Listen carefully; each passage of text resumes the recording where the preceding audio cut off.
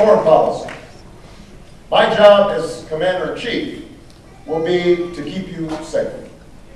And I will do whatever is required to accomplish that task. I won't hesitate to strike against those who would do us harm.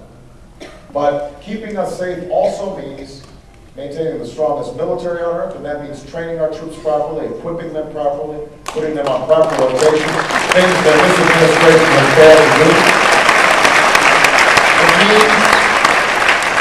It means treating our troops, our veterans properly when they come home. No more homeless veterans, no more begging for disability payments, no more waiting for hours to get into the VA.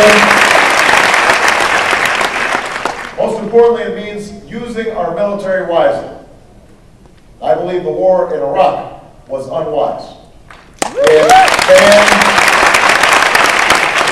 It fanned the flames of anti-American sentiment and made terrorist recruitment more easy. It has cost us not just hundreds of billions, but soon trillions of dollars. Money that could have been spent reinvesting in the infrastructure of the United States of America, and our homeland security, and making us safe. And most tragically, it's cost us thousands of lives. I can't tell you how many parents I meet, like the woman who gave me this bracelet. Her son died in a roadside bomb at the age of 20, and she asked me to wear it. And I meet families like that all across the country. If their loved ones haven't been killed, then they have been grievously wounded. They're suffering post-traumatic stress disorder. The costs of this war are in some ways unimaginable. But most importantly, in addition to the costs, it's also distracted us from what should have been our central focus, which is the war in Afghanistan, those who killed 3,000 Americans.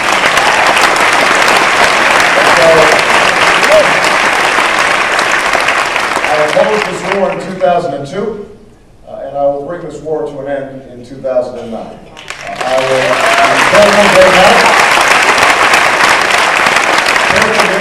deliver getting out.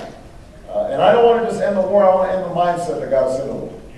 Well, I want to end the fever of fear, the politics of fear that has driven so much of our domestic and foreign policy over the last several years.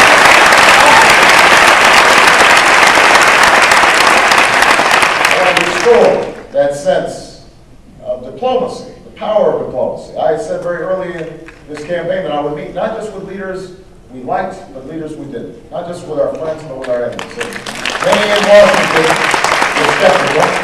And in fact, Senator Clinton and Senator McCain and George Bush continue to go after me on this. And I continue to insist on what John F. Kennedy once said, that we should never negotiate out of fear, but we should never fear to negotiate. That strong countries and strong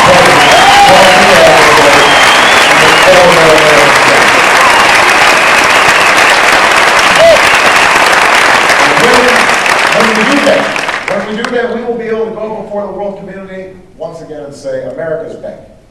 America's back, and we are ready to lead. And we are ready to lead. We will lead in the battle against terrorism, and we will hunt down those who would do us harm, but we are also going to lead on stitching back together a nuclear proliferation, non-proliferation treaty. And we will lead on climate change, and we will lead on helping poor countries deal with HIV/AIDS, and we will lead on the genocide in Darfur, bringing that to an end.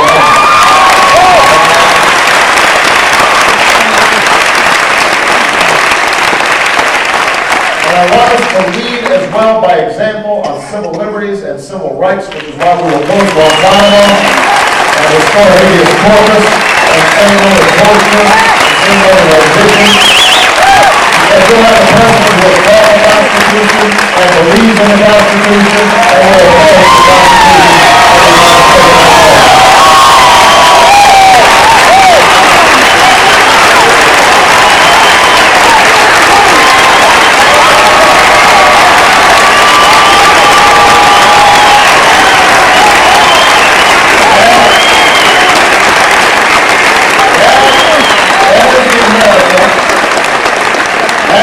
America that I want to restore. An America that believes in fairness and and believes in upward mobility, and believes in opportunity, and believes in responsibility, and believes in community, and doesn't just talk about those values, but lives them out, practices them, and has a president who is focused every single day on you. You know, I am reminded every day, if not by events, then by my wife, that I'm not a perfect man. I will not be a perfect president, but I can promise you this. I will always tell you what I think.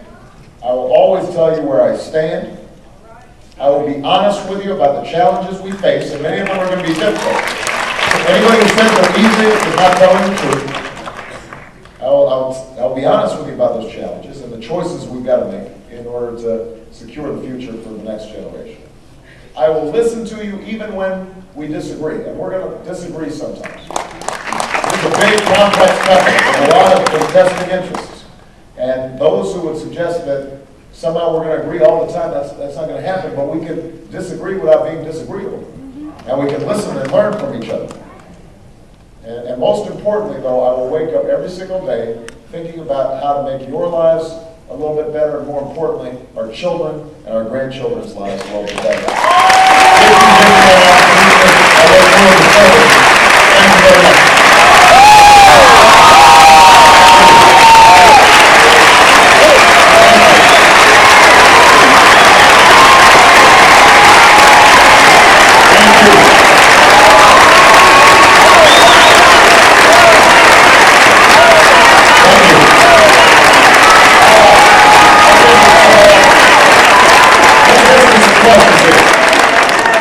Before I forget, by the way, I want to acknowledge one of my colleagues in Congress, the wonderful congressman from Maryland who's campaigning on my behalf here, Congressman Elijah Cummings from Maryland.